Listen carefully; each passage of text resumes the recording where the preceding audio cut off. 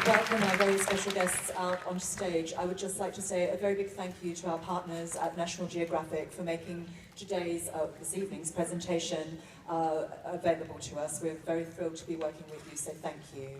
It's now a very great pleasure to introduce you to the two creatives behind this evening's film. Will you please join me in making very welcome director Fisher Stevens and producer Leonardo Dicaprio.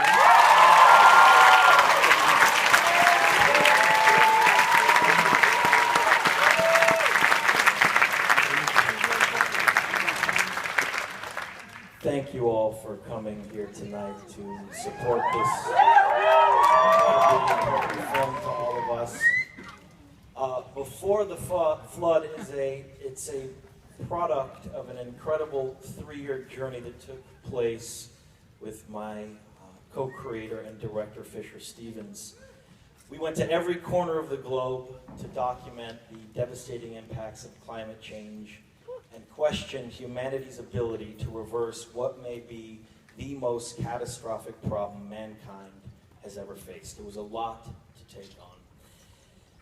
All that we witnessed on this journey shows us that our world's climate is incredibly interconnected, and it is at an urgent breaking point. Just since this film finished, it's hard to keep up with the catastrophic news that happens weekly about our planet. Last July was the hottest month ever recorded, and 2016 is on pace to be the hottest year on record. The global goal was once aimed at halting the concentration of greenhouse gases in the atmosphere at 350 parts per million to avoid the most catastrophic impacts of climate change. 2 weeks ago, we learned that we have indeed passed 400 parts per million. Last week, scientists declared that the bleaching of coral reefs in Australia was so severe that they have declared the reef virtually dead. If we keep acidifying our ocean, it may never recover. We're hearing news and reports like this on a constant basis. The truth is the clock is ticking. The planet is in dire need of all of our help, and that is why we're here tonight, to try to relay this information to all of you, because it is ultimately up to all of us to make a difference. That is why we made this film. Fisher? Thank you.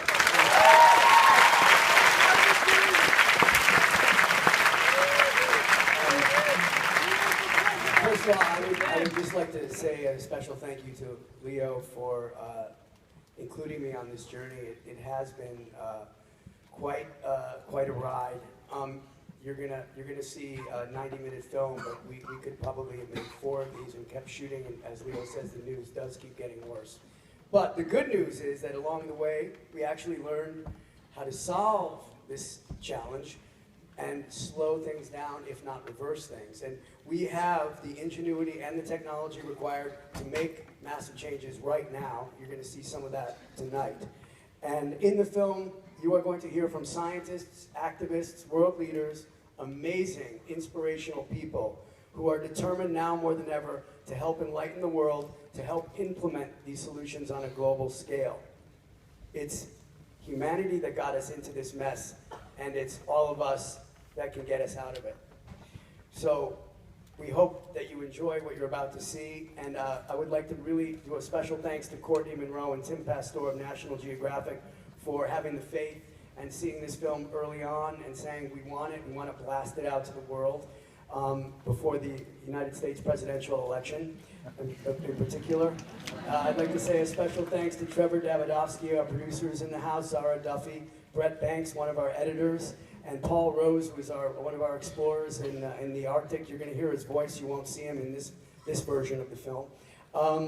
But I would and a special thanks to Rat Pack Films for financing this, and really we're grateful that you all came out tonight in London and to see this film and to the London Film Festival. So thank you very much.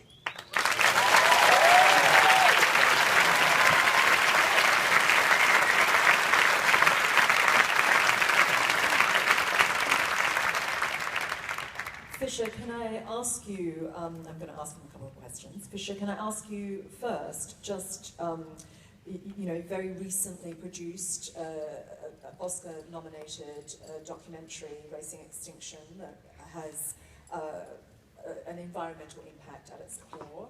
And you've returned very rapidly to similar territory in this film. Can you, and this time as director, can you tell us a little bit about that decision and that journey? Well, once you go down this little path of learning about climate change, it becomes a bit, as Leo's been doing it for a lot longer than I have, but it becomes something that you really become more and more passionate about and want to get it out there. And when he asked me to join him on this journey, I thought this was the perfect person to get the message out in an even bigger way. So one thing maybe all of you should think about when you see this film, that it's in the year 2050, the population of the planet might be up to 9.5 to 10 billion people. Right now we're at about 7.6. China has a booming middle class. India has hopefully a booming middle class. So when you watch the movie, think about what the planet's going to look like 30 years from now, and how these people are going to get energy and power. So I just had my second child. I care about the world, and when he called to do this, I just thought he was the perfect person, and I just had to do it. Well, as an Australian, Leo, what you're saying about the reefs is incredibly devastating to me, as indeed so much of what is covered in the film is. You clearly have a great passion for this subject. You also, in the film, as is very clear, have a strong interest in inquiring further into it. Can you sort of elaborate a little bit more on what motivates you and also why now with this film? Well, it's interesting. I've been incredibly moved by so many climate change documentaries in the past, but I never felt that I saw one that articulated the science clearly to the public. I think people grasp it, but it seems something distant, it seems something far off, it seems something intangible and almost otherworldly, that an individual doesn't feel like they can make an impact. So the journey for me was to try to make a modern day film about climate change. I've been studying this issue for the past 15 years. I've been watching it very closely, and what's incredibly terrifying is things are happening way ahead of scientific projections. All the scientific projections 15 or 20 years ago, we've far surpassed all of them. These things are happening today. We wanted to create a film that gave people a sense of urgency, that made them understand what particular things are going to solve this problem. We bring up the issue of a carbon tax, for example, which I haven't seen in many documentaries, which will, basically sway a capitalistic economy to try to invest in renewables, to bring less money and subsidies out of oil companies. These are the things that are really going to make a massive difference. It's gone beyond, as we talk about in the film, simple individual action. We need to use our vote. And I've said this so many times throughout the promotion of this film, but we cannot afford to have political leaders out there that do not believe in modern science or the scientific method or empirical truths.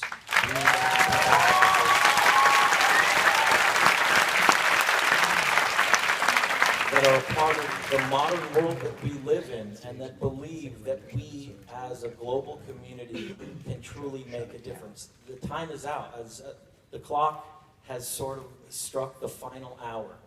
We need to make a difference right now, because we're already going to feel the implications of climate change. We're already seeing in my hometown a massive, unprecedented drought that will not reverse itself.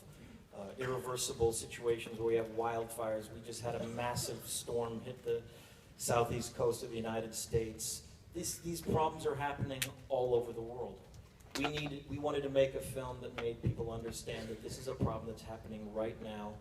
It's getting worse and worse, and we cannot afford to waste time having people in power that choose to believe in 2% of the scientific community that is basically bought off by lobbyists and oil companies. They are living in the Stone Ages, they're living in the Dark Ages. We need to live into the future, and climate change is the future, and it is happening now.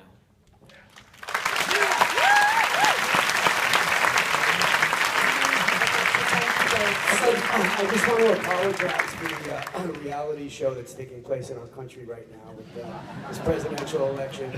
I'm sorry that you've had to suffer through it over here. We're hoping that it will end soon and we'll have a female president.